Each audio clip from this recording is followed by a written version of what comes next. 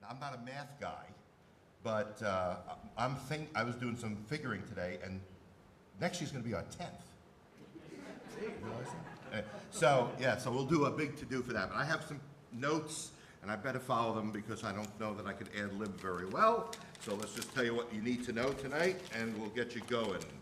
Here we go. It's loaf of bread, it's my shopping list. Here it is. Okay. Anyway. All right. So again, I said welcome. I said who I am. In the playbill, you will see information about the Central Ohio Theater Roundtable. That's a consortium of about 20, 25 different local theater groups. And we just band together to help spread the word of good theater in Central Ohio. So there's some ads in here for those people. I hope you'll take advantage of some of the other shows that are performed by the Theater Roundtable. Of course, Stage Right Theatrics is a proud member of the Theater Roundtable. So how's tonight going to work, you're going to ask? Well, here I'm going to answer it. I'm so prescient. I heard the question before you asked it. So we're going to have 4 short plays. The whole evening of performances is about an hour. And then we're all going to come out. The performers are going to come out. Directors will come out. We have a playwright in the audience who's going to come out. And the bad news is I'm going to come out. And we're all going to have a talk back. And we hope you'll want to stay for the talk back because those are always very enlightening and a lot of fun. And you can ask whatever questions you want. So as you're watching the show tonight, think about some questions that you might have or comments you'd like to make about either the whole thing or an individual show. You can ask anything you want. And it's really the best way that we get feedback. Is through the talkbacks. I'm going to ask you please to silence your phones if you haven't already done that, because we don't want in the middle of a performance a catchy pop tune to be playing while we're on stage. If you have a moment to read my essay, if you haven't in here, you'll see that we have some difficulty with local arts organizations, including the ones that are part of this neighborhood. That do not like what we're doing. So we always ask, there's a donation box outside. We're a 501c3 organization, which means anything you might donate is tax deductible. If you're interested, if you'd like, help us put on more quality shows.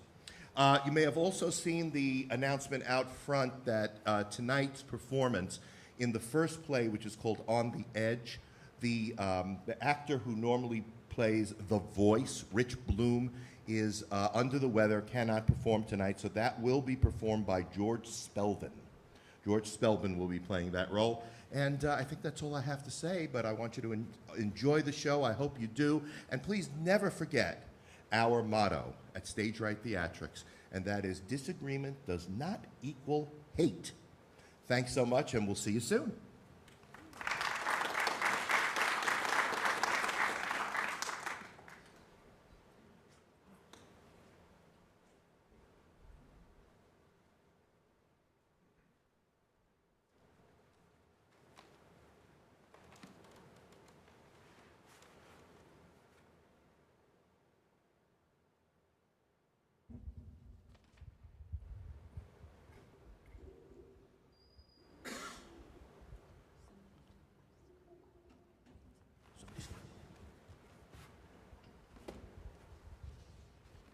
Hey, where am I?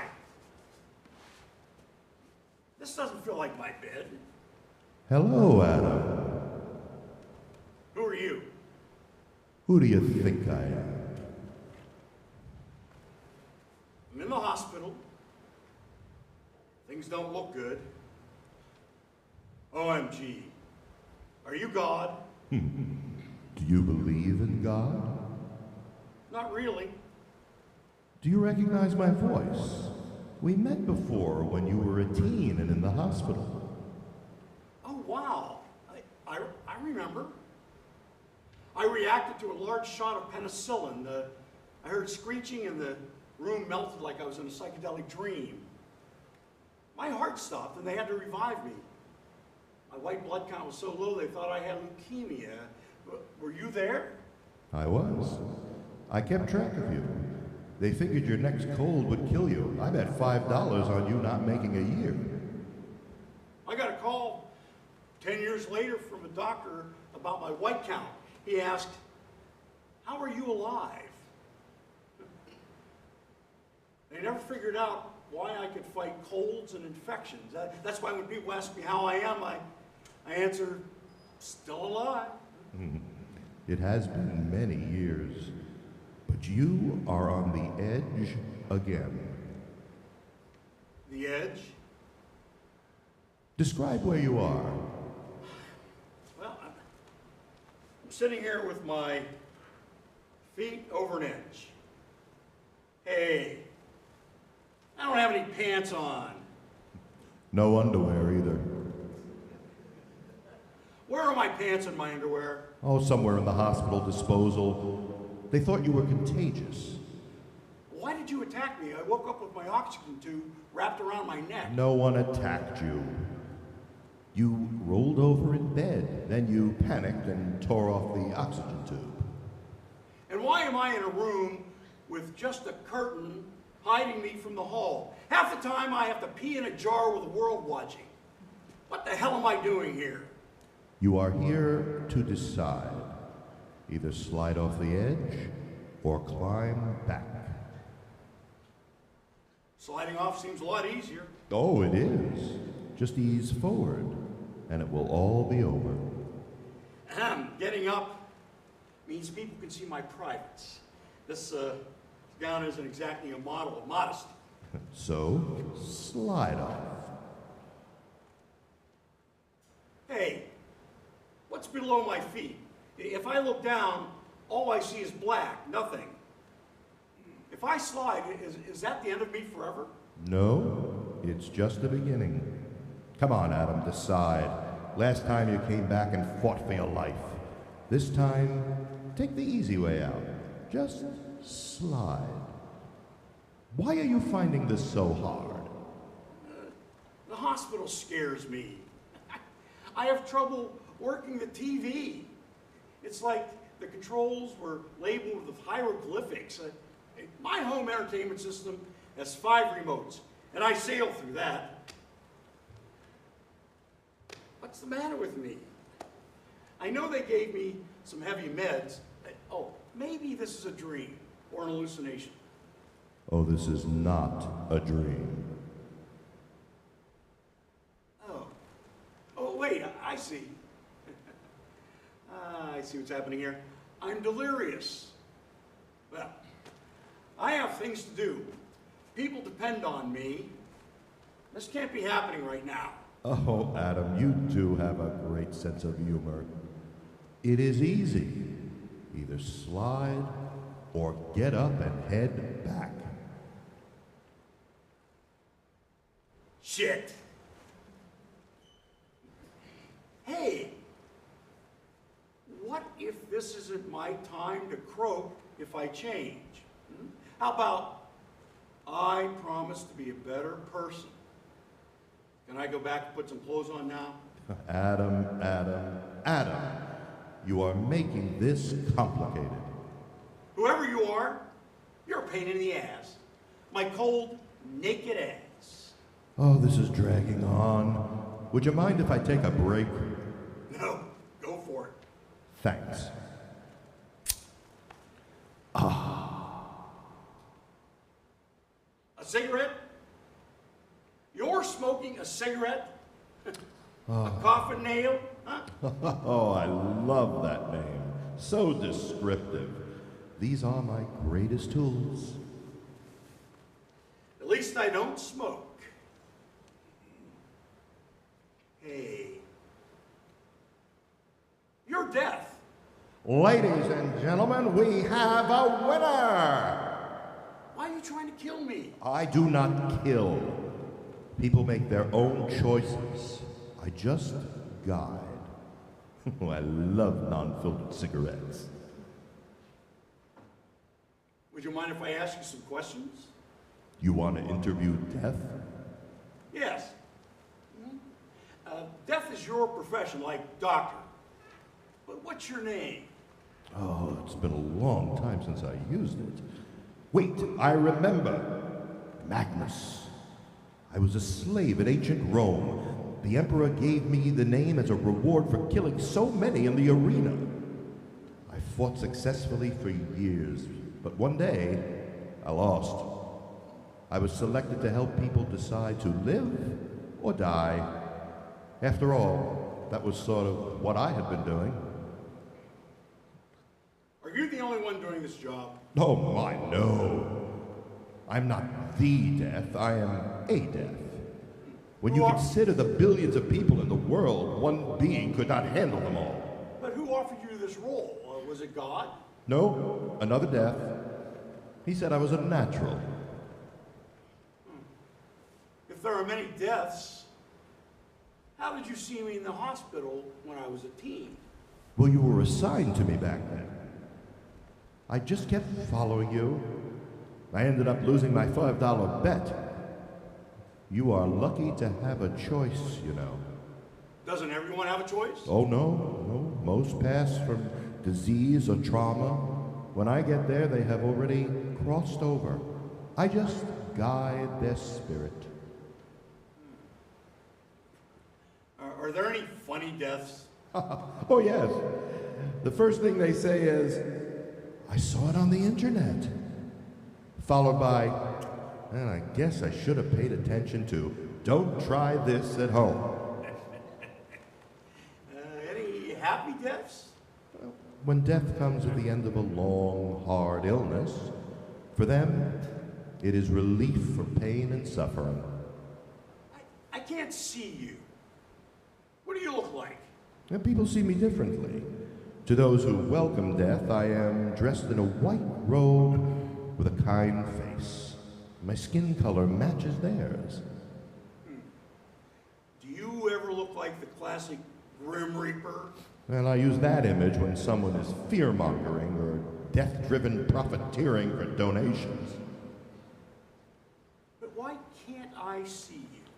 You do not need to see me. Well, you're not helping me. For heaven's sake, give it a rest. Oh, believe me, Adam, heaven has nothing to do with this. What? Wait. Are you telling me that I'm heading down when I give up the ghost? You? A ghost? Who would you haunt? Adam, sweetie, can you hear me? It's Ruth. Wake up, honey, please. I'm so worried about you. Ruth, I'm here. Can you hear me? She cannot hear you. Not until you go back. Well, that is, if you decide to go back. I want to be part of the world again. This crazy, mixed up, difficult, frustrating world. I have business to attend to. Places to go, people to see. Let me out of here. You are not being forced to stay. You can get up any time you want. Or you can slide into your future. How do you feel? I feel numb. Really. I'll go back and be a better person, okay? Help me out. Oh, if only you knew how many times I have heard that. I do not think so. Adam, please try to wake up. We're all frantic worrying about you, honey. I need you. The kids are so worried. And the grandkids are asking for you.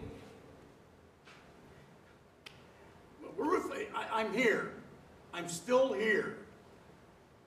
Hey, Death. This is hurting her, and it's my fault. She seems nice. She's amazing. We've been together for decades. I'm not ready to go anywhere without her. And I've never really told her how much I love her. Shit. I am such a jerk. Really, I'll go back and I'll change. It is totally up to you how to go, forwards or back. I guess I deserve what's waiting for me. I am waiting for you to decide. Only you can do this. Ruth and the others are probably better off without me. I've been disappointing people all my life. I guess going back will hurt and take all sorts of effort on my part. Yes, your lungs have to heal and get strong again. It will not be easy. I guess death is easier. Just lie in a coffin and rot. Honey, I can see from the doctor's expression and your slowing vitals that you may not make it. The only way you'll make it is to fight for your life. I decided to bring your yellow sports car to the hospital to help you want to live. I figured seeing it would boost your spirits. I had a wee mishap, but your brother Bobby assures me that the right front fender can be reattached with some pop rivets and some Bondo. Bobby has a neighbor who used to work for a garage. He's going to take a stab at fixing it. My Camaro. Bobby's an idiot. I wouldn't trust him to repair my lawnmower. Oh, I'd haunt Bobby for sure. Honey, fight your way back. If we need help when you come home, I can invite my mother. She even offered to help feed and bathe you. Wasn't that nice of her? I would pay to see that. Oh, very funny. I know Ruth. She's just egging me on, trying to get me to wake up. Mind you, that bit about her mother. Well, it is nice that someone cares. Adam, I know life hasn't always been easy for us, but we've built a lot together. I don't want to keep going alone. And don't make me date at this point in my life. She's kidding. Maybe. She is beautiful. It would not be difficult for her to find someone else. I don't like you. You do not have to like or dislike me. Oh, I get certain feelings about people and your shortcomings. Shortcomings? Yeah, I guess I do have a mitt full of those. Now, everyone has those. Everyone. But putting that aside, do you think perhaps it is time to make up your mind? I guess so. I'm just so tired. What do you think I should do? Your decision. Remember the cliche, life is what you make it. Doctors and nurses can take you only so far, Adam. At some point, you have to own up and do what you need to do. In other words, shit or get off the pot. And now who is spouting cliches? This is scary. Yes, it is. The unknown is always frightening.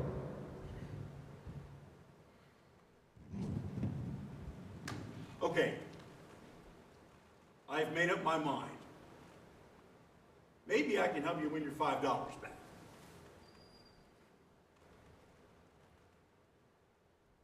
Here we go. Till we meet again.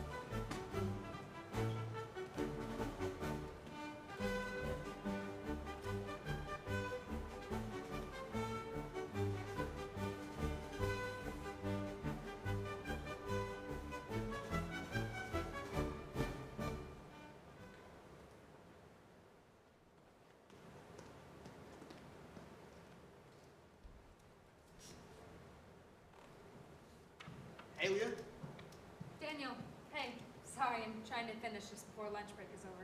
What is it? It's the assignment Miss Perez assigned us for Intro to Lit. We have to choose a book with a child as the main character and write a report on why we like it or don't like it. Sounds easy enough. What book did you pick? Well, that's the problem. I wanted to bring a book from home, but Miss Perez wants us to choose a book that they have in the school library. Why? Because all the books that they have in the school library are the ones that the school board already approved of. That way we don't bring in any books that could potentially offend someone. I get it, but surely there's still some good books in the library. Not that I could find. I searched all around the section for children's literature, and almost every single book I've read before had been taken off the shelf. Do they at least have some of the classics? Something like Catcher in the Rye? Oh, definitely not. The school board pulled it for depictions of children smoking. They said they were worried it would set a bad example for us, which literally makes no sense at all. I get it. I was in Mr. Gupta's history class, and when he was teaching us about the Civil War, some kid raised his hand and said he first heard about the Civil War when he was watching Gone with the Wind. You should have seen his face. He got all nervous right away. He told us that he's not allowed to talk about Gone with the Wind in class because he's on the blacklist for being too racist. Please, like we don't know that racism existed during the Civil War. Exactly. If anything, you think the school board would love Gone with the Wind. Right, but you know how they think. They're so afraid of getting yelled at by liberal parents, they have to blacklist everything first, out of fear. Give it a generation, and I bet no one on even have heard of Catcher in the Rye. Daniel, you never read the books assigned in class anyway. Well, that's different. Maybe if the books they assigned in class were less boring, I'd be reading them. What did they tell you to read now? Some book about this woman whose father owns a funeral home. It's just sad and depressing the whole way through. But, surprise! Turns out she's a lesbian at the end, so apparently it's a masterpiece. I couldn't finish it. No, thank you. I told my dad about it. He was upset too. He told me that when he was my age, the books they assigned him in class were things like Frankenstein or The Great Seraph. Really solid classics. And books where interesting things happen. I mean, that's why classics are classic, right? I mean, if they're good enough for people to keep reading them years later, then they gotta have something worthwhile in them. You know, the oldest book that I could find in the new school board approved library was from 1996.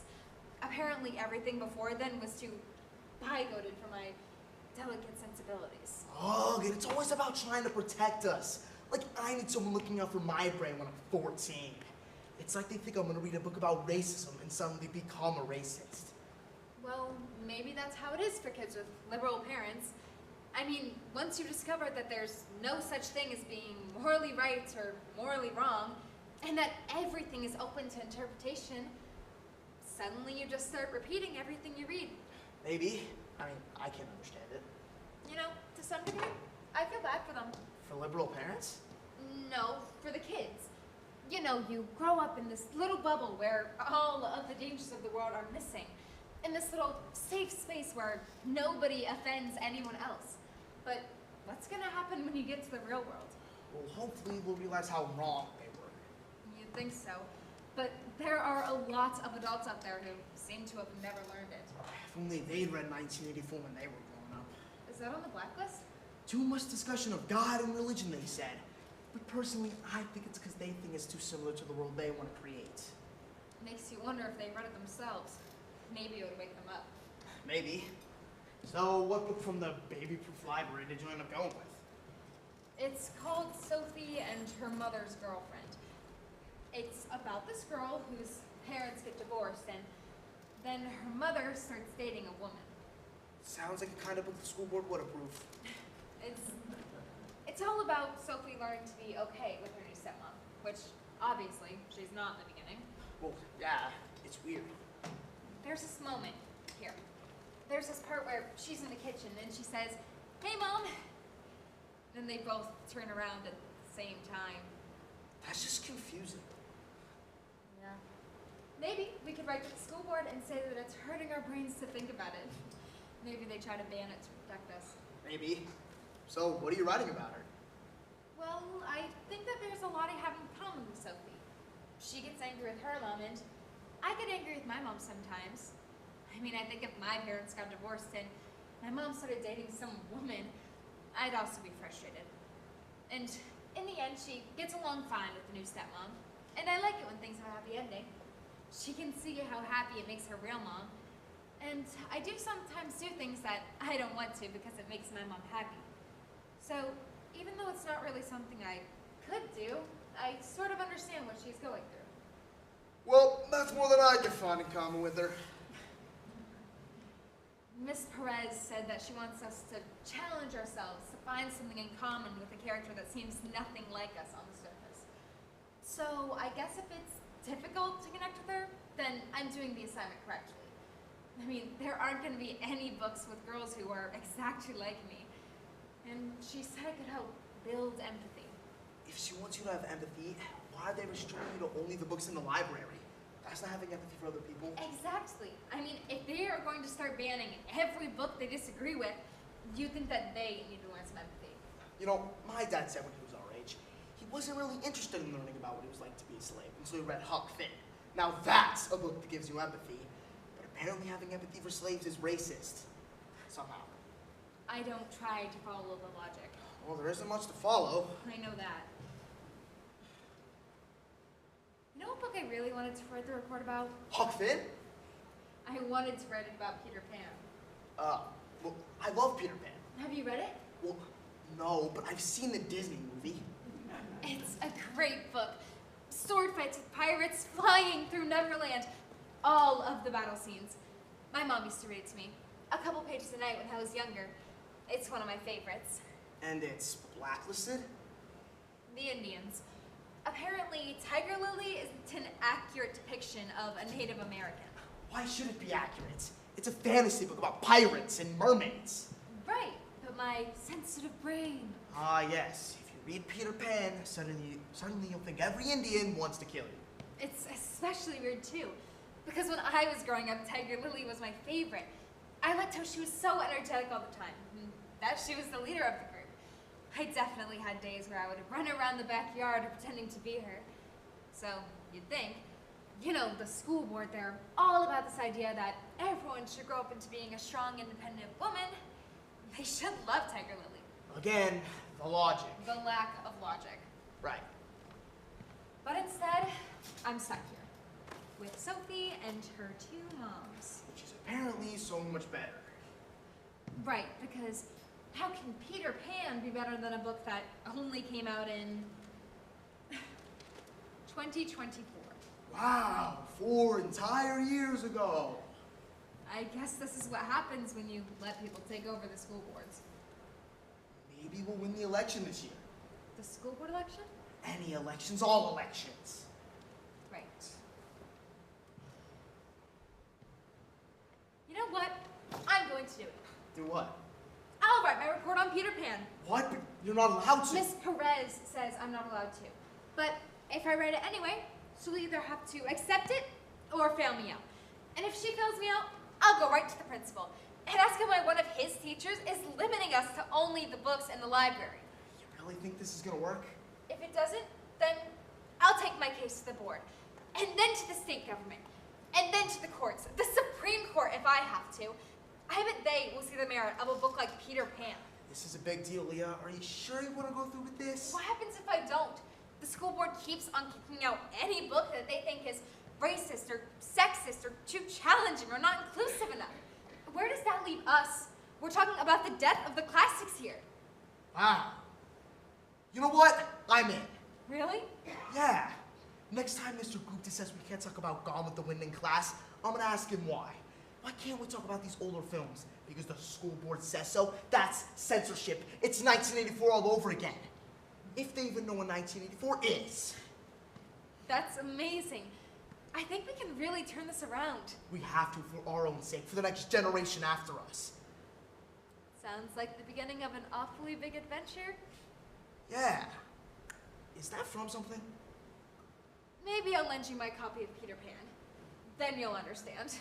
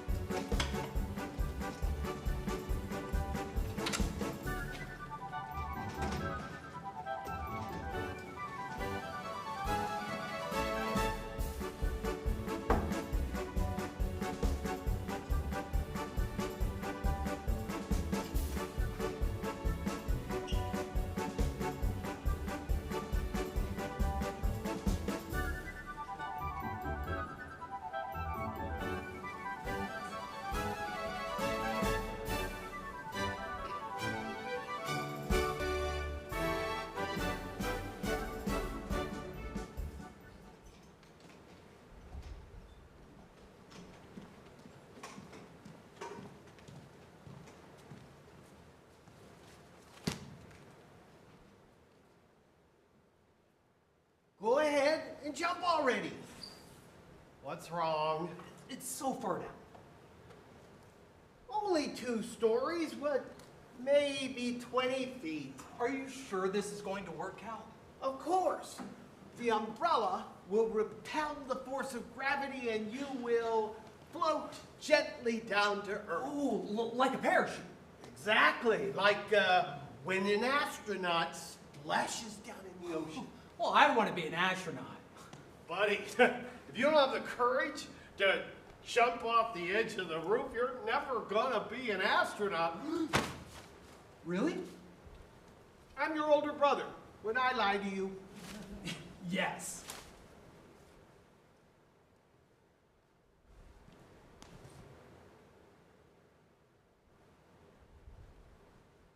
All right, I'll buy it. You're gonna jump.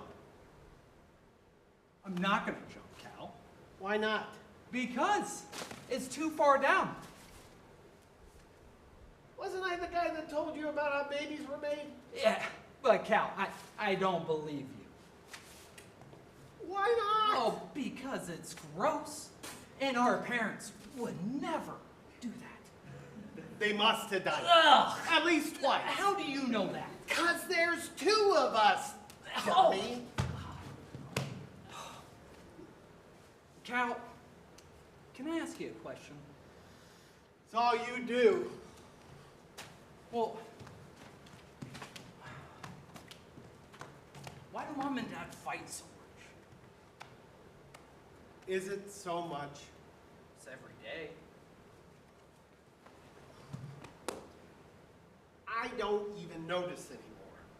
I tune them out. Oh, all right.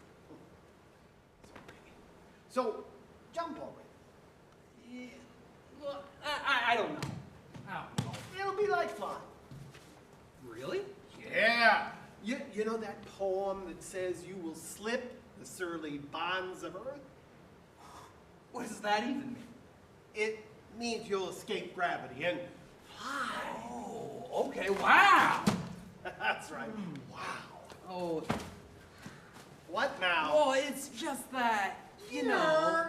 You're scared. No, I'm not. No. Stop it, Cal. Hey, stop it. If you're so brave, then why don't you jump off the roof? I've explained this. I'm heavier than you. For that umbrella to work for me, our house would have to be 4 or 5 stories high. Oh, yeah. I learned about it in science class, you know? Velocity, acceleration, E equals mc squared. Right. Well, in my science class, we're growing lima beans in paper cups. I know.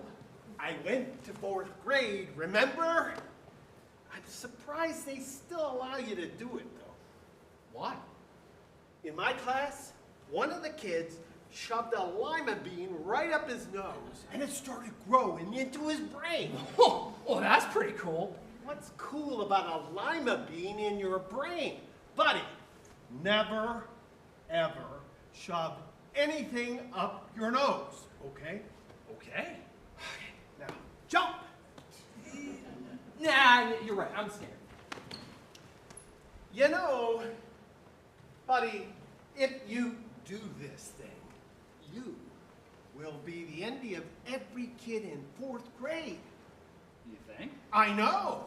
A lot cooler than that kid with the lima bean in his brain anyway. Well, I want to, Cal. It's just that. Hey, you know what paratroopers say when they're scared to jump out of an airplane? What's that? They say, Geronimo! Geronimo! What does that mean? Geronimo! Woo! Great leader of the Apaches, very brave. Oh, so they say Geronimo? Yes, it gives them courage. And don't forget what else paratroopers do. What's that, Cal? When you hit the ground, tuck and roll. Tuck and roll.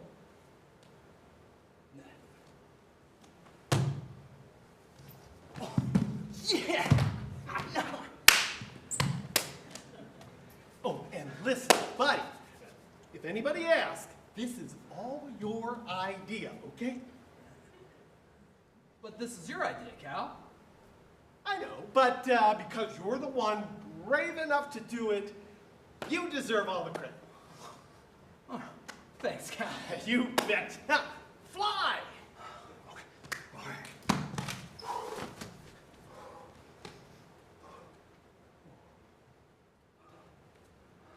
Geronimo! Oh, that tuck and roll, buddy! Tuck and roll! I can't believe he did that. Buddy, are you okay? Say something! Buddy!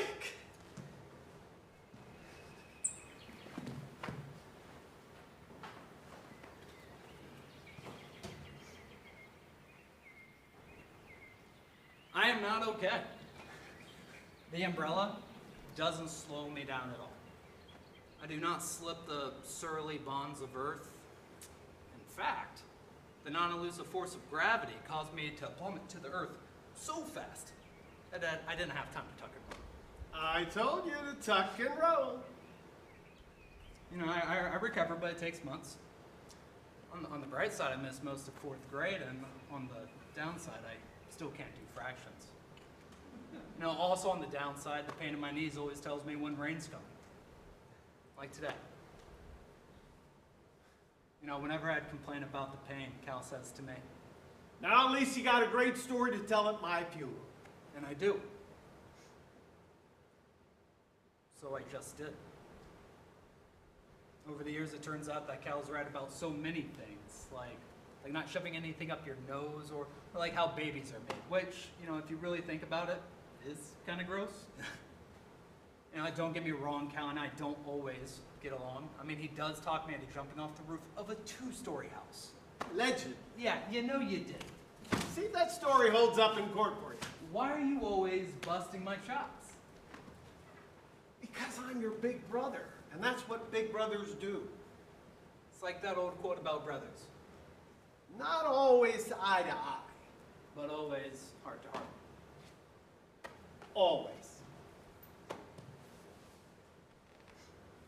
When Dad leaves, Cal steps up and becomes a surrogate father to me.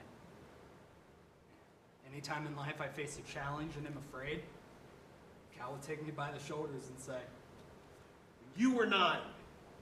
You had the courage to jump off a roof with nothing but an umbrella. Take the leap now. and I do leap. Into college, into marriage, into starting my own business, into so many things that I thought I could never do. And to live in the rest of my life without it. But my brother, he knows better, and he says I can.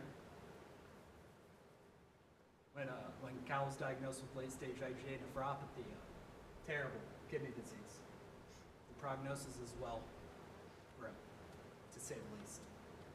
Buddy, now I'm the one that's scared. I'd do for him what he had done for me all my life. I'd take him by the shoulders and I'd say, if I had the courage at 9 to jump off the roof with nothing but an umbrella, you have the courage now to fight this. And he does fight. Good God, how he fights. Every day, like a champion, right up until his final breath on earth. In fact, the last word Cal says is, Geronimo!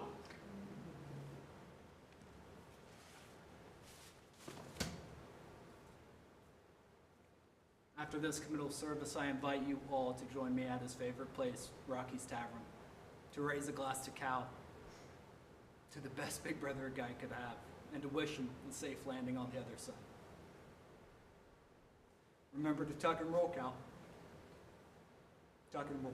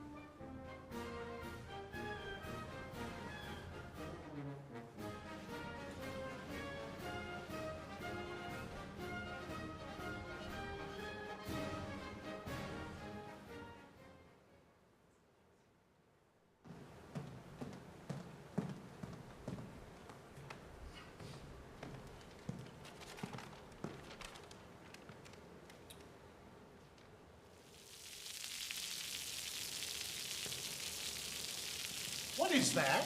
What am I hearing? It's Jimmy. He's plugged it in the sound fuse. That's water. Rain. No rain. It's in the script. I don't care what the script says. Tell him to take it out. No rain, Jimmy. Cut the rain.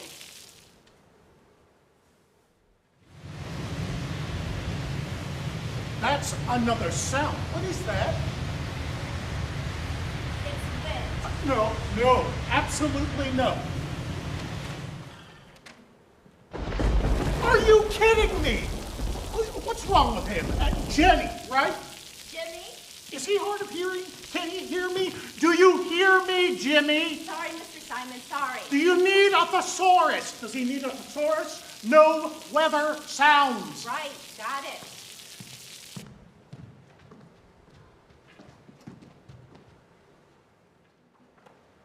He turned to wave at her. She waved at him while the ribbon of black water wide in between the ship and shore. Angela? And then Mrs. went to her Galinsky? empty bedroom to lie on the huge and vacant bed and give herself over to weeping. What are you doing? I'm lost, darling. What is this? The script. It's how it's written. It's how I'm going to say it, word for word. She's upset with you, Mr. Simon. Wave, waved, water, ship, shore. That's 5 words that engage the imagery of the climate.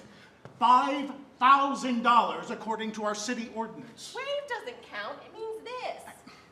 Your wife is referring to the word wave in a homograph. I know what a homograph is, and it doesn't matter. The city council will hear the sea levels are rising and we're going to drown. It's out. No words that conjure the imagery of a possible water catastrophe. It's psychologically disturbing to the members of our community and, more importantly, the benefactors of this theater. She found nothing, not even footprints, only wave after wave of black water. I guess we're going to drown, Stephen. Are you upset with me?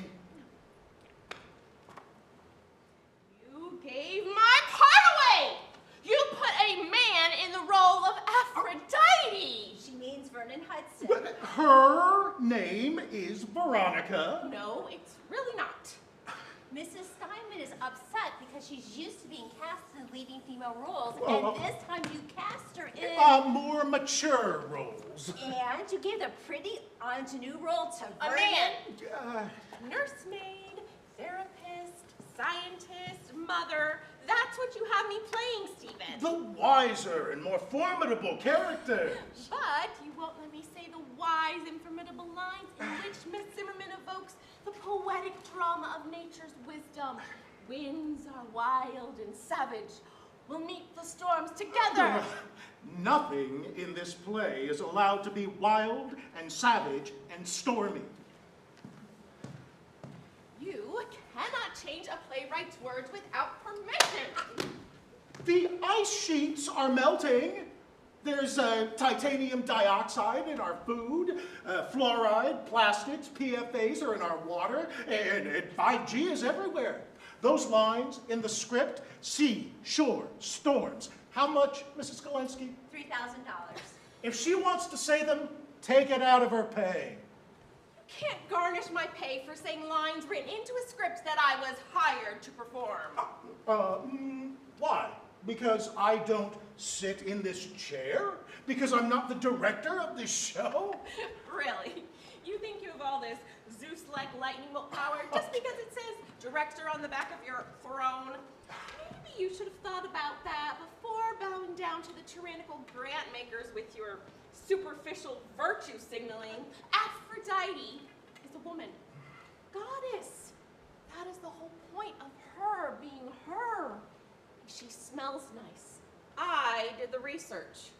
She smells like apples, sweet apples, and myrrh, roses, lime trees. A man does not smell like that. I do. I wanted the Aphrodite part. You know what? Give me that chair. What?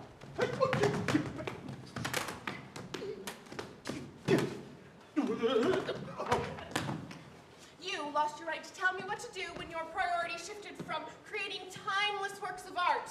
political pandering. You are no longer my director, and I am no longer your actress. We're doing a play, Angela, so what's our relationship then? Who are we? Antagonists, apparently. Oh, listen to this. Listen to this line from the play. The weather was worse with every moment, for the winds were on Missy? Weather wins $2,000. You cast me as a laundress who washes clothes in a pool of water. The pool has been drained. Isn't that right, Mrs. Scolensi? Yes, we are doing the scene without water. But I was wondering, Mr. Steinman. I'm wondering too, Mr. Steinman. How do we do a play in which the main set piece is a pool of water without water? Don't give me a migraine. We open in 3 days. You don't know my responsibilities.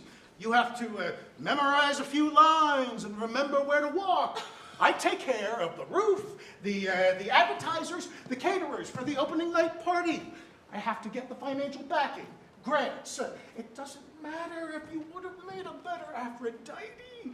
There wouldn't have been a show if I didn't check the right boxes on the grant application. You wouldn't have let this happen 20 years ago. Oh, 20 years ago, I was young and naive. And someone I looked up to and learned from. You championed true artistic ideals and understood the importance of suffering and obstacles. You were a man who saw beauty in flawed characters like Oedipus and Lear, and as such in each one of us who is elevated and dispirited by the mere condition of being human. When you directed me in a doll's house and held my hands in yours, explaining to me how Nora's life was shattered because her husband chose his public persona over his love for her, I fell in love with you. When I played Ophelia, helped me understand how my character was driven to insanity because she was forced to choose allegiance to authority over her love for Hamlet. I became a good actress, and you a great director, because you were honest and authentic, and you cared, Stephen. I still care.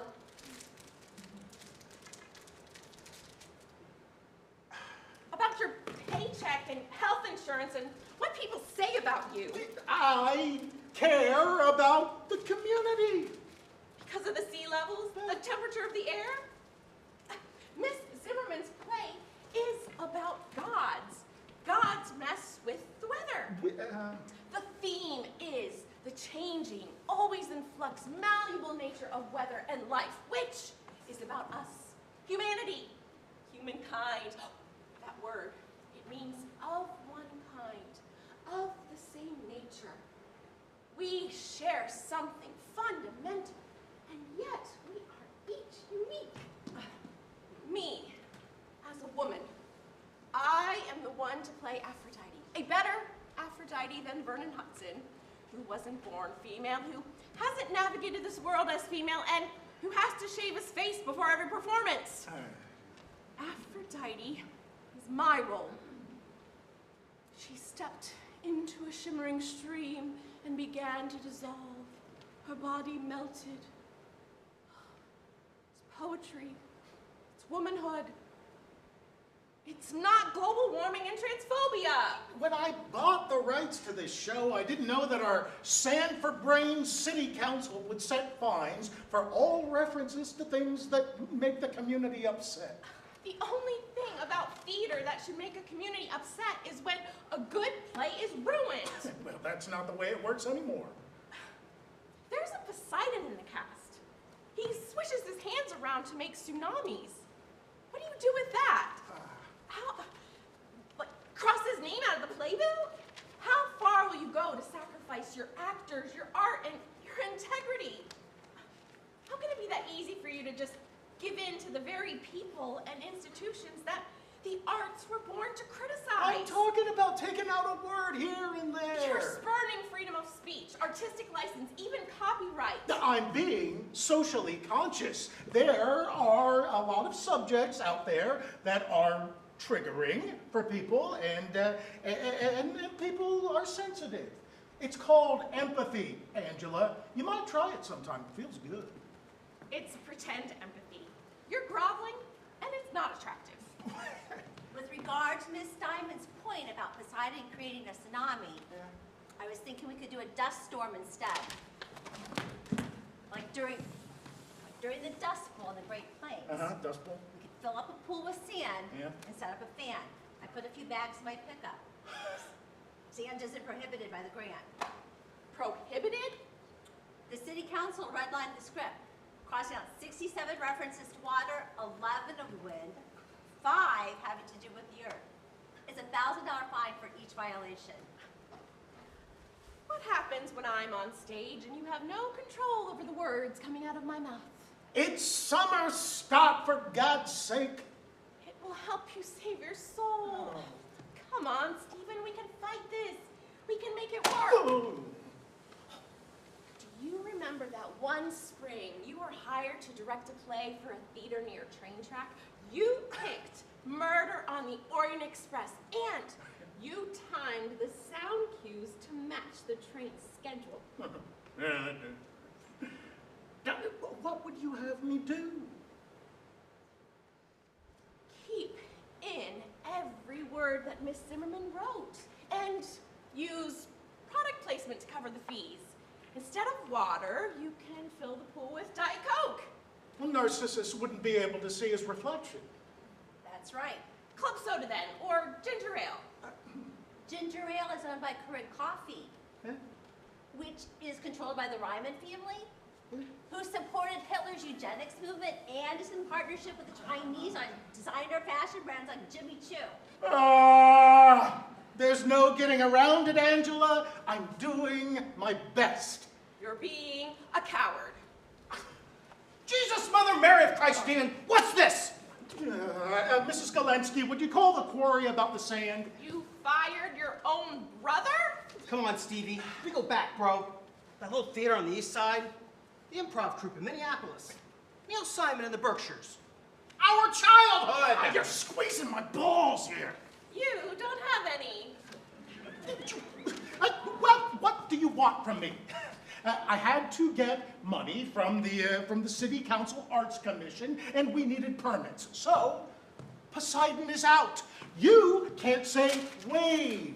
Vernon Hudson is playing Aphrodite, and the brother of Zeus and Hades, the god of the sea, has to find a different summer gig. But if you don't have a Poseidon, how can there be a storm? My winds are wild and savage. I practiced that. Oh, this poor play. Bad move, Stevie. It's not just the line that changes, it's the whole play. What do you think happens to Midas's little girl when he can't wash his hands in the sea? She remains a solid block of gold, frozen, not breathing. No chance of resurrection for her, no chance of redemption for him. I know where you're going with this. The play's about transformation, and without washing and cleansing and storms at sea, we're messing with Ms. Zimmerman's play. The thieves. With the city council's edits, the characters no longer change, which the audience interprets as we as individuals don't change, a different theme altogether. That's not a very good theme. That's the way it is. Fill the pool with sand, Mrs. Galensky. Static, stoic, unchanging sand. I'm not the one who's wrong here. These are the times we are in. It's dystopian. You're just mad because you're not the star. You're not the man I married. Oh, well, then you're leaving the play? Not only the play, Stephen.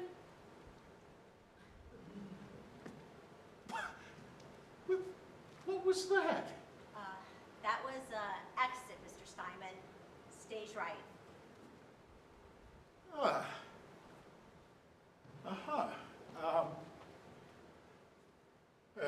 It's all right, Mrs. Galensky. Sometimes we have to move on for the sake of keeping our eye on the prize. Something on your cheek, bro. Is there? Looks like a tear. It's not. There's no tear here. Can I be back in the show then? I will only say the lines you tell me to say. Corey has the sand ready to go. They can send over a truck this afternoon. And with Angela's salary back in the till, we have it there for any slip-ups. I'll have to pay another actress. Not if you use audience participation. Ooh, interactive plays are a thing, Stevie. Come on, I'm back in. Say it. I'll take it upon myself not to say anything that will hurt people's feelings. What about my trident? Mrs. Galensky? No fines or penalties for tridents, scepters, grenades, nuclear bombs. You just can't have a gun. You can keep the trident. What about the play's theme? The play is now about stasis, constancy, not making a difference when the odds are stacked against you. Then it's about not changing. Yes, you'll need to inform the critics. Now, let's take it from the top. Scene 1. Where's the woman? Mr. Hudson is getting Botox. I'll do his lines. Be vigilant of the lines and the words and the theme. Red pencil in hand. All right, take it from the top. I ask the help of the gods who know the trick. Change me. Yeah. Don't change me. Yeah. This is when I come on with a jar full of sand and water, shake it up, and we watch the elements separate, creating order out of chaos. Leave the water out. The jar has only sand now. All right, now we need the scientist. Mrs. Galensky, how would you like to be a part of creation? Okay. So I should say anything but something that refers to water, climate, nature, something I think would offend somebody, and then I would just skip over those words. Yeah. All right. Before there was and land, or even and earth, was all the same. What we call chaos was neither to shed its light, nor moon to wax and wane, nor earth hung in its atmosphere of air. If there was land and there was no discernible, no way to walk on the one or in the other, there was no reason nor order until at last a God sparked. Then Zeus appears above the sky. He lights a cigarette. Don't worry, Mrs. Galensky. We have backing from Philip Morris. The play must go on.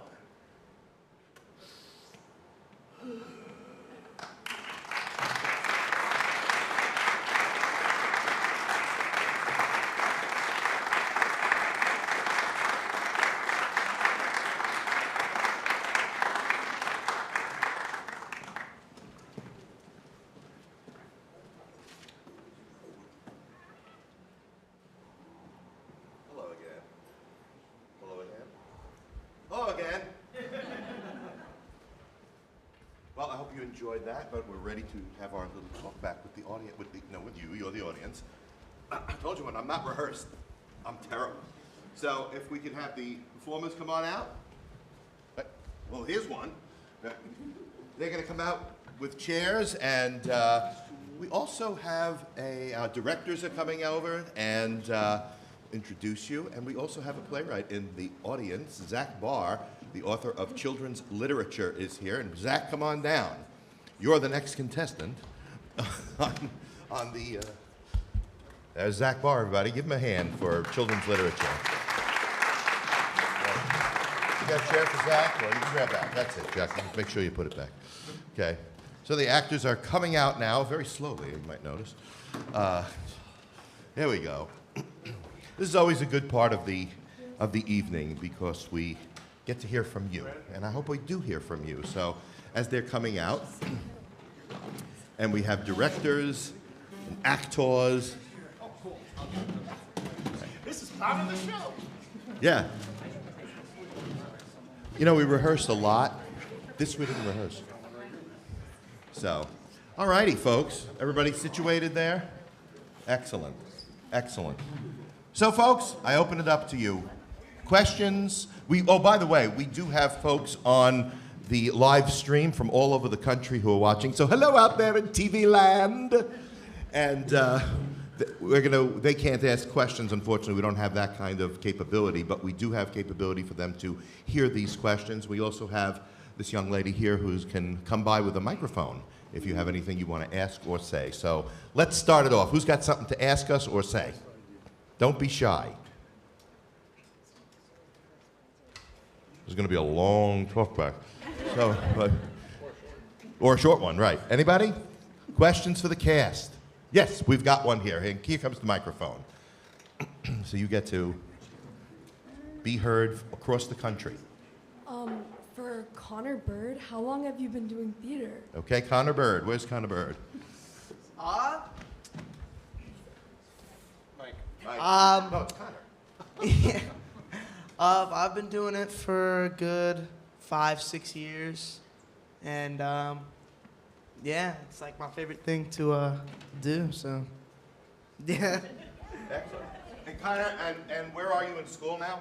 I'm in 8th grade, and yeah. Quite a lot of talent. Excellent. Thank you. Another question. Yep, we have a question over here. For those watching on live stream, we have a question over here. Was there an inspiration for the children's literature? Zach? Yeah. The mic. Oh, sure. Oh, you want to be heard? Yes, it'd be nice.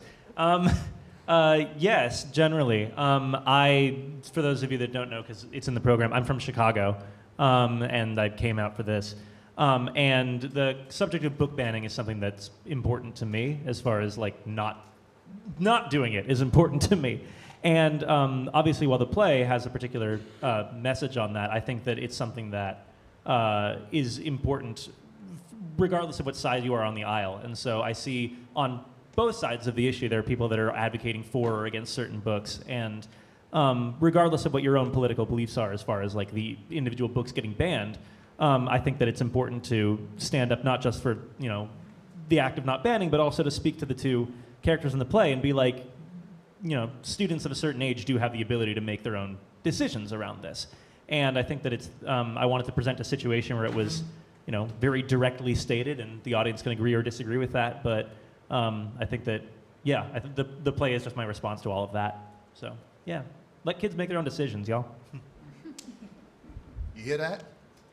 Too late for me. Excellent, great question. What else? Comments, questions? We have a question coming up. Can you hear me? What? No, I hear. Okay. My name's Desiree. I work for Turning Point USA. And I was just wondering, I guess general question for anyone in the cast, multiple of you guys if you want to answer. What has been community response like for you guys being in this type of production? I'm sorry, would you say that one more time? What has like your local community response been to you being in a production like this one? Okay, what was the local community response? Or family or friend response? Or family or friends, dogs. Anybody have a? Or how you're treated by other theater groups? Well, I can answer that one. Anybody in the cast have a? Just raise your hand, I'll give you the mic. Since when do actors not want to be heard? What? Do you have something? Yeah, I'll say something. Okay, good. It's Scott. Great Scott. That's a great question. Thank you. I'm Scott. How do I say this diplomatically? I think I really respect what Robert Cooperman and Stage Right have done in presenting opinions that aren't necessarily expressed or heard in the theater. And there has been, and I think probably, I can't speak for you, but... Well, I'll speak for me, don't worry. Yeah, there's been a lot of pushback. I know when I got involved with all this, there was a ton of pushback from all around the country on social media and within some family areas. But, I think the work stands for itself. The ideas stand for themselves, and we treat all the projects with a respectful attitude, and that's the best course of action. When we stifle ideas, that's the end of democracy, in my opinion. and the end of theater, good theater, when you stifle a conversation. So, yeah. Thank you. Anybody else? Take the mic. Brad's gonna, I'll get the mic for you, Brad. Thank you very much, Scott. Here's Brad. There you go. I just wanted to say this is the second production that I've done with Stage Right. Last March, we did Our Town, which is a beautiful play, and we even got pushback that we weren't broad enough or creative enough. We were true to the format, and I think that's one of the best plays an American has ever written. So it was very easy to say that worked out, so I'm doing the, and we have a number of people here that were in the show. Daniel, the director on this, but no, we do get pushback. But, you know, I do think your motto works, which is we don't have to agree on everything. Supposed to put the mic by your throat when you're speaking. Anyway. Yeah, if you can't hear Brad, then, yeah, Linda?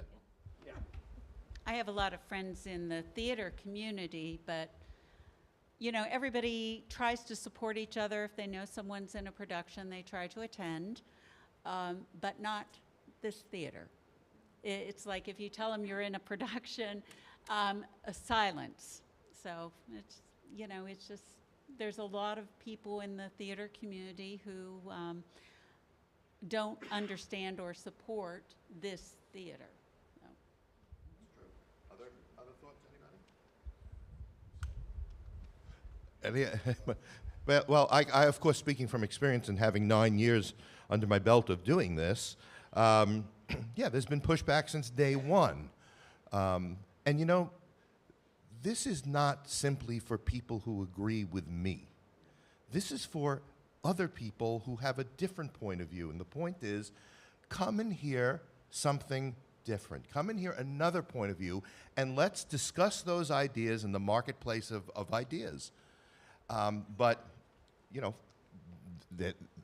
I don't get a lot of support. Now, there have been some people who have been very supportive of me. Not necessarily agreeing with me, and that's fine, but supportive of what we're doing, meaning that we're doing something different in theater that you just don't see. And some of these folks here have been working with me since day one, or for a long, long time. And I'm very thankful to them for that. And I think when people work with us in Stage Right, we treat everybody with respect. We welcome everybody.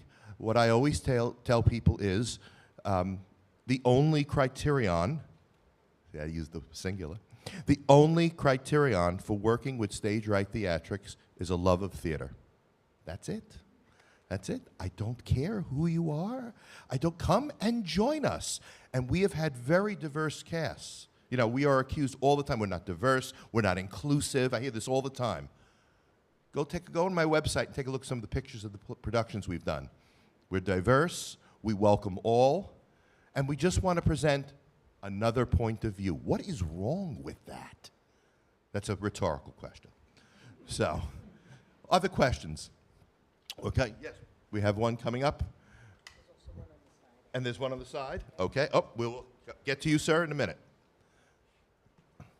Hey everybody, this is an open question. Well, how late do you stay open? It seems a reoccurring theme is about, you know, honoring your values and staying true to that.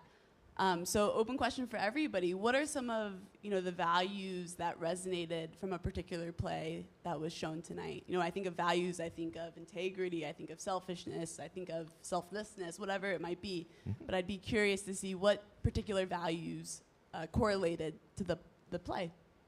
Wonderful. Just as all right, well, Ainsley. Hi, I'm Ainsley. I actually, hi, sorry. I actually feel like the one from ours, like the main message from our skit about like the books being banned and stuff, I feel like that is something that like, me personally, I think that's something that shouldn't be happening in our world, but like, I have had talks with my friends, like whether it's at school or like in our free time or stuff, about like how that comes to be and how that's happening and how like the consequences of how that's gonna, like the consequences that's gonna have on the rest of the world and everything. So I feel like getting a chance to do this show, I feel like there were a lot of things, like there were some things that like in the show, like I don't necessarily agree with every single thing I said, but I do feel like there were definitely parts where I totally agree with with certain parts that I said wholeheartedly. Excellent. We got more coming up. Stacy? For me, I really resonated with The Edge because to me it's a little bit about family and sticking together. And, at the end, I do really think, I've seen a lot of people, get older and die, and I do think that you have to decide if you want to fight for what you believe in and what you're here for living every day. And that part I really resonate with, because he's deciding, should he keep on going for his wife, or does he feel like he's accomplished? And I think that, to me, it's important for us to live our best every day, so that when it's our time, we can transition on and hopefully, be proud of what we've done. Thank you. Others? Resonate? Anybody? You want something? Okay. Should bring roller skates. I'm Sandra Cooperman, same last name, you might guess we're related. So I would say also for the book banning story, because I don't think that my parents ever got involved in any decisions about what book I read. We always had books in the house. Going to the library with my older sisters was always a thing. And it always concerned me, whatever book. Fahrenheit 451 was one of my favorite books. Or the whole Harry Potter thing. And I just don't understand it. I really don't understand why an idea should be so scary and people should be able to read it. I read things that I don't agree with, but it could still be interesting or enlightening or whatever. So that one, and of course I directed Geronimo, and I loved the story because it was, I just thought, beautiful about two brothers, who really are there for each other.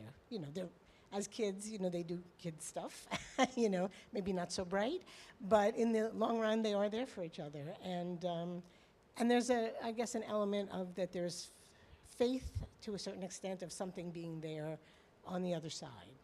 So, which is, I don't know for sure. I don't think anybody knows till they get there, but it's a nice thought, so. I want to shout out to our author on Geronimo, because it turns out that he is from my hometown, where I, as a young kid, did, unfortunately I had the other role, get talked into jumping off a roof. So this was a show that I really want to do, because I really like the family loyalty theme. So thank you for letting me do it, and thank you to our author. Anybody else? Yes. Doug Browell. As one of four brothers, I really like Geronimo. I thought it was really good. It touched me and made me see some things that I see in my family that maybe I've forgotten over the years. So I thought it was particularly good, except for one of the actors. But that must be you, Nick. Ask his family. I just want to say about Geronimo, I mean, all the plays I thought worked for me, which is why I chose them. But for Geronimo, it hit me like later, but I had an older brother who was 11 years older than I am, and he passed away in November of 2020 from COVID. And I realized, as I was watching the play, how true a lot of that was. I mean, my brother was a pain in the you-know-what, but, it was like, I haven't really gotten over that, and I doubt I will, and that's fine. I think about him a lot. And, you start to forget what a pain he was when you realize all the things he did do for me as his younger brother. So here's to Stephen. Nick, you got it. Nick Beanie. Thank you. Yeah, Nick Beanie. What was your name again? Good question, by the way. Thank you, Claire. Thank you. Thank you, everyone, for coming today or tonight. But I was definitely going to say Geronimo. I definitely have a brother. I also have amazing friends that I grew up with, too. So, I could definitely reflect this story from, experiences with my brother, but also some of my best friends growing up in childhood. But also, I think, like, to me, too, kind of like the theme for this whole festival, kind of thinking about it, is, kind of being true to yourself a little bit. If you have someone or an older brother telling you not to jump off the roof and you're kind of thinking maybe not to do it, don't do it, or if death is knocking on your door, no, stay true to yourself. Now, of course, right, that's why we have this forum, so we have people with different ideas get together and you can talk and socialize and talk about those ideas. You expand, you don't, and you grow. But again, I think stay true to yourself is kind of my big theme or big takeaway from this festival. We have another question here. I got the mic here. He's right here. Sir, you had a question, and we'd love to hear it. Well, more of a comment. I just wanted to thank you and all these wonderful actors for being so brave and being so true to the theater, the true work of art. And I suppose I can just say it really touches me to see someone that go out who really loves the theater so much to go ahead and buck the trend, you might say. Hey, thank you. Thank you. I appreciate that. I don't know what people think we do when we rehearse these plays. I think they think we sit around and talk politics. We don't. We rehearse plays. Isn't that interesting? Other questions? We have somebody. Oh, yes, sir. Please. Yeah, you see the success of faith-based movies in Hollywood. Are you seeing a cultural shift in theater, or is it still? Theater's a tough one. The answer to the question was, is there a cultural shift in theater? And others who are also in tune, I don't know how in tune I am, I was pretty certain that the folks who kind of control the arts were going to double down, given, I don't know if you had heard there was an election, and that they were going to double down, and I think they have been. But I was kind of hoping that it would open up some tolerance for other points of view. That being said, you mentioned faith-based movies, and there is faith-based theater. That is, I think, where the grassroots movement is going to come from. Is the grassroots. Faith-based is wonderful. I do a podcast, I've been doing it for a while, called Stage Right, because I have no originality. And I've interviewed many people who are doing faith-based movies and faith-based plays and musicals even. And that's very popular. And, I don't know that that's going to speak to everyone, but what I do think is it's proof that the grassroots is going to be the ones that actually push a change in the arts, because the people who control the arts, I think, are, in my opinion, which is always humble, they are just doubling down right now. We see that. So, but we'll see. We'll see. I would love to see. Why are they doubling down? Because they're PO'd that they lost. I think they are. I think they're really upset because, I think that this election, while it wasn't, a tsunami, I do think it was, and I think this has been going on for a little while, and this was just the end result of it. People are dying for a change and really feel that our institutions that created this country and that we've lived by for 250 years almost really do have some value. And so I think they're doubling down because they just want to put their thumb in the nose of the present administration or any of those ideas. So I think they're going to just hunker down. That's what I really feel. And I really think that that's true just based on some of the things, I've seen, but also, just the response to me trying to reach out. I know I said it in the essay, and I don't want to belabor this, but I apply to an arts council, and I spend the entire application saying we're inclusive, we want everybody to join us, we have another point of view, what's wrong with that? And I'm still told that I'm too religious. I'm a secular Jew. I don't know how religious I'm going to be. So it's just, I just think they're digging in. And we'll see. We'll see. I'm hoping that it won't be the case. Did you have a question? Oh, Zach. Yes, of course, Zach. I'm sorry. Just responding to that, because I think one thing that's interesting as far as like the time that we find ourselves in now, and the company is lucky enough to have survived through basically like a lot of political transitions since 2018 was when it was founded. Yeah, 2017. So there you go. And I think that while obviously what we've sort of proved through the existence of the thing and the ongoing nature of the festival is that there is an audience for this. Although I think that one thing that separates it from something like faith-based film is that when you make a film, you can release it and it can go to theaters or it can go online or through a DVD, and anyone can potentially get access to it. The unique challenge with theater is that you do have to bring people physically into the room. And so with regard to the grassroots question, it's the thing of like, you know, if you're in a major city, obviously not everyone that necessarily lives in that major city is going to have the same political beliefs. And so a larger theater in a larger city, it's simply business that they'd want to try to appeal to as wide a demographic as possible. What's unique about grassroots is that they can really target themselves to a particular audience, either whether that's a political persuasion or just a particular community, if there's a story that's unique and, you know, attached to that community. So, and I don't think that, to briefly say, on the question of why the other side is doubling down, I would caution that I don't think it's because they don't believe that it's just to piss people off. I think that it is, they just have genuine beliefs that are not the same. And, you know, to the same idea of you got to be yourself, there's a danger to think that, there's a danger to go through the time that we're in imagining that they aren't also telling themselves that this is not coming out of a genuine belief of, they just believe a different thing. So. I don't disagree that they believe a different thing, and I don't have a problem with that. But I would like to see more acceptance of another point of view and some dialogue with that with that. And so maybe we can talk about it, you know, because everything, you know, we're going to meet in the middle somehow, you know. Anyway, I would think. I don't know if you saw, but in the front, if you can grab an essay that I wrote about for the Epoch Times. I write for the Epoch Times. And I wrote an essay that's sitting out front, and it's been my focus for the last couple of essays that I wrote, and that's kind of an appeal to those who are, you know, kind of on my side of the aisle to get more involved with the arts. I think that's another issue.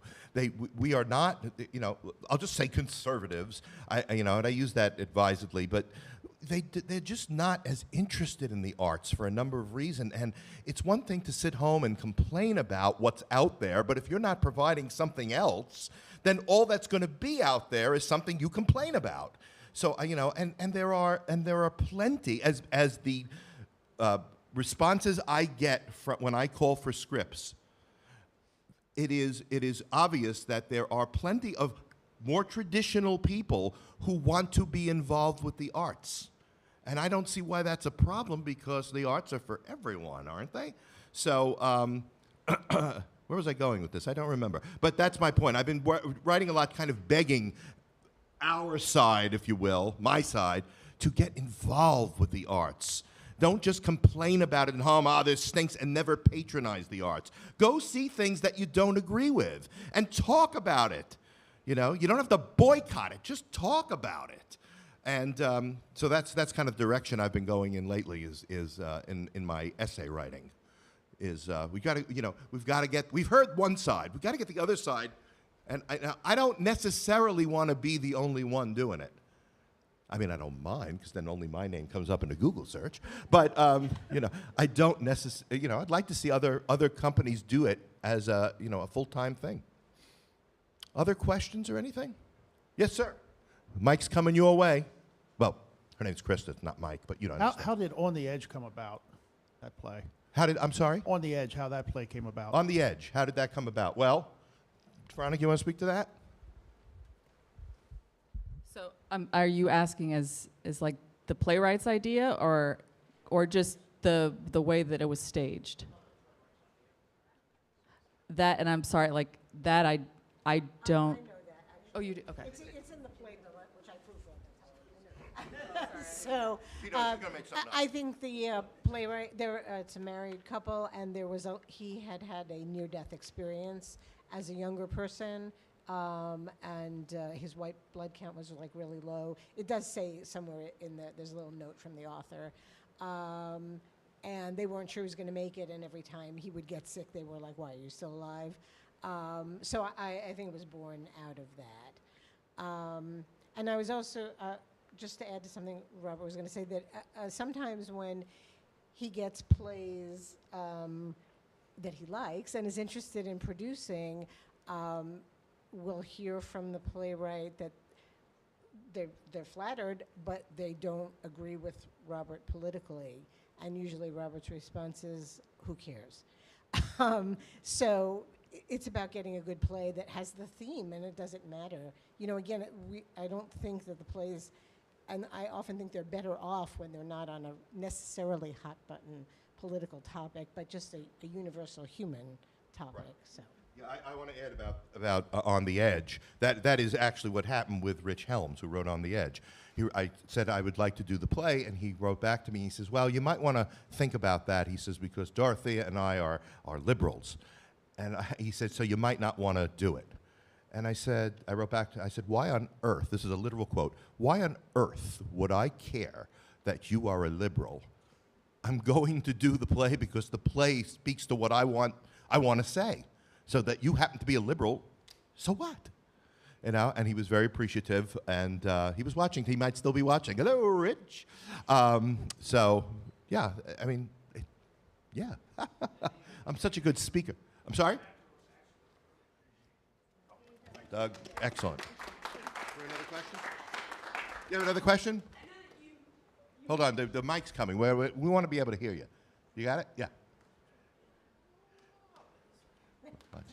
This is the fun part. We watch people trying to grab the mic. Yeah. So I know that you mentioned in terms of politics, like, I agree. We're all from different lands. We're all from different backgrounds. But if you don't mind that, you know, which side of the aisle, how come it's incorporated? Or how, like, what's the reason to bring up politics then at the theater or at the play, or bring political point of views if it's not a big part of what you're interested in? You know, I think that, well, first of all, when people hear about that we do conservative theater, they think we are marching on with flags and playing Sousa songs and you know, and talking about Make America Great Again and things like that, and that's not what we're about. I really think that there is a political message in a lot of art. And I think that the art, that the political message that's not being heard too much is more from the traditional right side. You know, when we started this festival for 4 or 5 years, I called it the Conservative Theater Festival, which drove people out of their minds. And of course, that's fun. But I changed it because, well, A, everybody knows what I stand for, and B, you know, I did want to take that out of it. And just a little side story, the reason I came up with the idea to do something like this was that in Philadelphia in 2012, a young lady named Cara Bluen, who's a liberal, she went to see plays in Philadelphia, which is a pretty decent theater town, and she said she was getting sick and tired of seeing the same point of view over and over and over again. So she started a festival called the Republican Theater Festival, and boy, did I hate that. No way, no way. But that's what she started. So that gave me the idea, and I figured Columbus was a place that could embrace this. Well, nobody's embraced it really, but Columbus is a place that would work. It would work. I mean, we have so many theater voices in Columbus from all walks of life, and they are all they're all legitimate, but that one voice wasn't heard. So on the issue of politics, I think there is a subtle political message in most plays and most pieces of art. I just think that the side, I was trying to make a real point of it at first because I do think there are some values we need to state and restate. So, anybody have any thoughts about that? Because I don't know, I'm not sure I know what I'm talking about. Which is always a possible, it's always true. Other questions? Yep, we have another one. Yes, ma'am. Oh, look at that. What a handoff. Are you in track or anything? My name's Deb, and Hello, Deb. I'm new to the arts community, and I guess I'm just sitting here puzzled because it seemed to be political in a way, and I'm thinking I agree with what you just said, that I think there is a political point of view in most arts, But there's themes of family and relationships that you're displaying, of death, things that are common to all people. Right. Why is that being, is there a different way to describe it?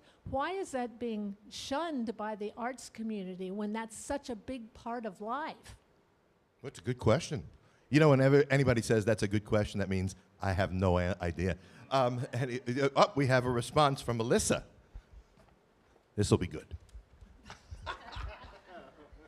Because you never know what I'm going to say. Actually think that the effect of a city council on Mary Zimmerman's Metamorphosis answered that question pretty well, because for the majority, and I'm the executive director for another theater company in town, and I have a hard time submitting for grants and stuff because a lot of the questions on there are about checking certain boxes. And I don't necessarily agree with that. I think that if you enjoy theater and if you want to participate in the arts, you should be able to. And it shouldn't matter where you grew up or what color your skin is or where you went to school or whatever. If you enjoy it and you're good at it, then come on down. We want to work with you. So I think that's a big part of it, is that what we're seeing is a lot of this catering to checking these certain boxes, and people are having a problem with going, but what's wrong with not checking the boxes? So I think that's where there's a little bit of a disconnect between those two things. So when you have something like this where these aren't necessarily, ours was a little bit political because we're dealing with city council, but when you're dealing with stuff that isn't necessarily politically minded, because you're saying, but I want to operate outside those boxes, the people who are very into checking the boxes don't want you to participate, if that makes sense. Does that answer your question? Yeah, it's in a really, roundabout it's way? sad. It's really sad. It is. Yeah. It is, because all of these plays were very lovely and they all brought something different genres, different themes, and all of the actors did such a wonderful job bringing these characters to life. And one of the wonderful things about theater is that you get to play characters that you aren't necessarily going to identify with, and you're not necessarily going to agree with everything that they think or say, but that's a great thing because you have an opportunity then to learn about someone else's point of view. And when you stifle certain points of view, you don't have an opportunity to learn and grow. And so I think that's an unfortunate thing about not embracing the other viewpoints.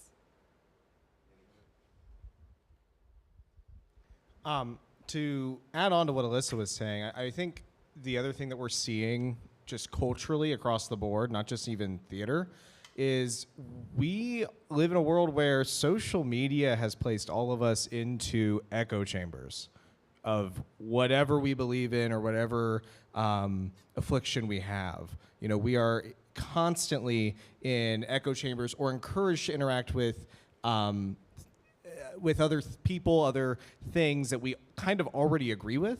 And so one thing that I think theater fundamentally challenges is being able to observe and spend, an hour with characters and people that might not be yourself. And so I think that is a little bit of a culture shock in a world where you have that immediate free satisfaction, that reassurance that you are correct no matter what, and theater being uniquely human and in that way uniquely real is fundamentally just such a culture shock. So I think it's something that, since it goes against the grain of where we are currently and may still be headed towards, the idea of alternative viewpoints is kind of become even more scary than it should have been. It's almost like a regression, I think, in a lot of ways. So that's what I wanted to add. Other questions or anything? Oh, you have the mic already. We're raring to go. Very easy handoff. So for those of us who watched the show tonight, how can we go on, like, how do we leave here and go on to continue to support you guys as a theater group? Support my theater group? Mhm. Money. I mean, Well, yeah, obviously give money, but like just general, like. no, word of mouth. Tell people that you're, the best compliments I ever get, and I've gotten this before. The best compliments I ever get after a show is somebody who says, "You know what? I don't necessarily agree with what you're doing or what you believe." She says, "But I'm really glad that you put it out there to think about." That's the best compliment you can get, So word of mouth, tell people about what we're doing, I'm trying to get out there as much as I can in Columbus and nationally. But yeah, that's one thing, is to support us. Just say, hey, you know what? There's this theater group in Dublin, Ohio, Stage Right Theatrics. It's 2 O's in Cooperman. And no, that's really presenting another point of view, but fairly and without, and it's a safe space, and it's respectful of other points of view, which is why I have this forum. That would be one of the most powerful things you could do, is just tell people about us. And the more people learn about us, the more they might be willing to check us out. Because, one of the worst things is when I get lambasted in social media about who I am, what I believe, and what this company does by people who have never, ever seen anything we've done. And I just think, how could you do that? If you don't. Sorry, I'm getting dramatic here. So, believe it. Other questions? Not from the peanut gallery here, but we have another question. Excellent. I really liked the message of Geronimo. So I was curious from Brad and Nick of maybe when you guys took a leap, and regardless of the outcome, what did you learn about yourself? So, I'm sorry, whenever they in real life took a leap? Yeah, like not jumped off a house. Yeah, no. Yeah, Right. yeah. But took a leap, and what did they learned from it? Correct. All right. Nick's going to tell us about his leap. Thanks, man. Honestly, just acting is probably one of the biggest leaps that I've ever done. Didn't really do it at all growing up. Dabbled a little bit in college, and then, being an adult, having a full-time job, married to an amazing wife. I just wanted to. What a plug. Yeah. Wanted to, explore something that I still always had that itch that I wanted to explore this, something that I was always passionate about. So, like this right here is probably definitely a big leap besides proposing. But but no, I mean literally just, going for something even though that you're scared to do it or that you're going to fall on your face, auditioning in a room of people that you've never met before, and just let's see what happens, right? So yeah, whatever it is, just take that leap. If it scares you the most to jump, that's when you should jump. Yeah, good question. Okay, can everybody hear? I raised 4 kids at the same high school they raised 4 kids, and I didn't act for 30 years. I did it when I was young, and junior high and high school, college and law school, and a little bit after college, or after law school, but then a gap. And then a friend of mine who was a lawyer said, "Why aren't you doing this?" And it's so different than being in court and so different than researching and writing that you take that leap and you say, I got to have another hobby, or hopefully something that works out. So I hope you take a lesson from that, have your family, but then come back.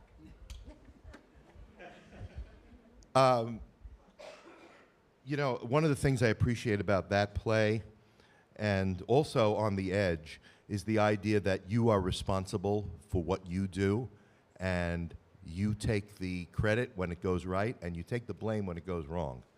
And there's too much finger pointing, I think, when people who refuse to take the blame. And one of the things, you can go to my website and read about it. It's called The Natural Theater that we've established. And one of the things we talk about is that the characters find fault in themselves before they start blaming others. So that's something I appreciated about those plays as well. Anything else? This is was there?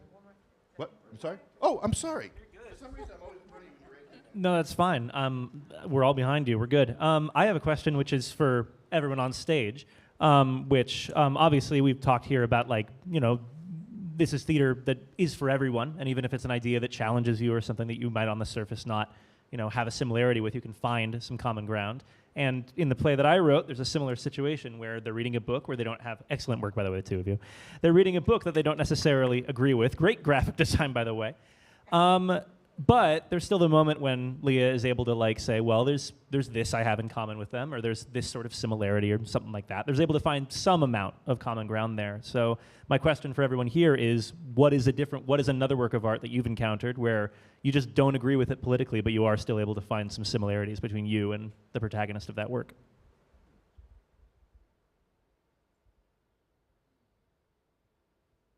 Death of a salesman for me. Yeah. He was no conservative, Martha Miller, but it's a beautiful play. I guess I would say, this is one that I feel like I can't tell people I like this book anymore because it's not cool anymore to say that. But I've always loved Gone with the Wind. I read it when I was 15, and I absolutely fell in love with it. I'm sure that the romance was a big part of it at that time, but it's very beautiful historically. It's interesting.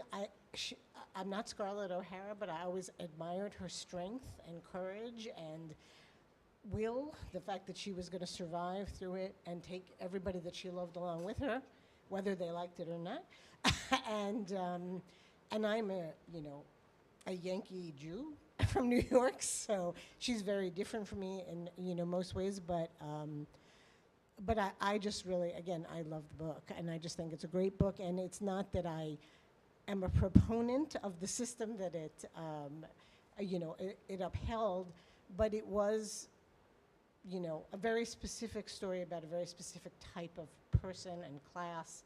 I just think, that I could empathize with something that was very foreign to me and a wrong system, but there's still a lot to admire in the characters, all of the characters, most of the characters at least. So that's it for me. Anybody? Well, I'm going to go down to Alyssa. Okay. She might say she's not Scarlett O'Hara, but I can tell you, I am Rhett Butler. Yeah, if only.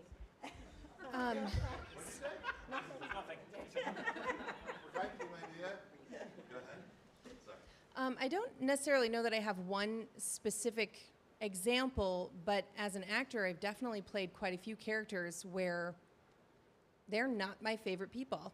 They make bad choices, or they come from backgrounds that I did not come from, that I don't agree. We all just did a show together in the fall, and it was the second time that we did that show, and the first time, I absolutely hated my character. I didn't empathize with her. I thought she was horrible. She falsely accused someone of sexual harassment, and I think that's a terrible thing to do. And the second time that we did the show, I approached her completely differently. And she comes from an abused home as a child. She gets abused in all of her relationships as an adult. She makes some really horrible choices in her adult life. I don't identify with her as a person because I didn't grow up in the situations that she grew up in, but I found empathy for her the second time around. And I think we have, as an actor, I really am grateful for playing characters like that, that are so different from you, because like I said earlier, it gives you an opportunity to learn something about somebody else and see life through their eyes and see a different perspective. And so whether you're reading books or plays or watching movies or whatever, that's one of my favorite things about the performing arts, is because you're gonna find characters that you find fault with, that you really hate. But that's a great thing because it elicited a response in you that made you feel something, whether it was positive or negative. And that is the point of the arts, is to get you to feel something and have a response to it. So. You know, I do always have to say how honored I am to work with people who will work with me, because there's unfortunately people within that community who don't even want to try to be in a show because of who we are. And I mean, so I really appreciate when I get a group together that I may not express it as well as I should all the time, but I'm so thankful to people who will do this, and very honored to work with such talented people. So, any other question? Oh, did anybody else have a? I'm sorry. All right, fine. Any anything else? Thank you all for coming. Well, just. Can't do it without you. Well, thank you all for coming. I just want to say one other thing. My company it's in the playbill, but my company is starting a new program this year, and it'll start off in March, and it's called Before They Were Gods. And this is about classic American master playwrights in their earliest attempts at playwriting. We're going to present lesser-known plays by famous American playwrights, and then we will do a full length by the playwright. So we're starting with Eugene O'Neill. If you haven't heard of him, look him up. But we're starting with 2 of his short plays from his early days. One's from 1917 and one's from 1918, where he was just really trying to find his voice. And then in September, we're going to be doing Desire Under the Elms, which is known, but not Long Day's Journey into Night and The Iceman Cometh. So I hope you think about coming to not only see the plays, but learn a little bit about these classic American playwrights. And we'll start this year with O'Neill, and who knows where that'll take us next year and beyond. Thank you all so much for coming. Really appreciate it, and have a wonderful evening, and tell your friends about Stage Right Theatrics. Thank you.